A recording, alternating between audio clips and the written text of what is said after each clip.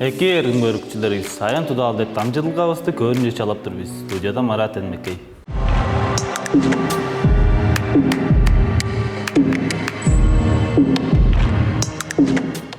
Бүгүн 4 күнүн Чадана хорунун чуртакчысы Айлаңма Дожуевна ховалык темдеглеп этип турар. Ол хорумдак сумузунга сес аш төлдүк өгүлеге кеймери болуп төртүнген. Айлаңма Дожуевна Кызылдын башкы училищесинин доскаш, тарадына под өрелге биле башкы институтун тоскан. Хорумдак Чадананын бир тугар Кызылдын 15 тугар школаларынга эки класс башкысы болуп ажылдаган. Айлаңма Дожуевна бир оолдун, ийи кыздын авыралдык ийеси. Çok kişilerinin uçtap başlar çelengici. 2021 yılda Айлаңма Дожуевна Çöyük Emcik Heriklikçiler Kooperativinin başlar çeyrinin targazına tomuylatkan. Ol uldurtulga ajılınga karşı algalık, podunga şıngı negeldelik bolgandan kolektiftenin baza negelderini kılırınga tidim. Podamcalık kılır betinde aytırını öğrenip görü Айлаңма Дожуевнanın onzagay udurtukçu talantısı. Heriklikçiler Kooperativinin su aksı salbırınga çağ tölevilerdi potandırganı Оң ажыдышкыны чоқшылап келгені Айлаңма Дожуевнанын удуртулгазынын удук чедишкини болуп турар. 4 күнү биле Айлаңма Дожуевнага када аждан коллективи улуу байырыны чедирип, кадыкшылды, карыс алгылык удуртукчу ижинге чедишкинерини күзеп, ыры байырыны сөңнөп тур.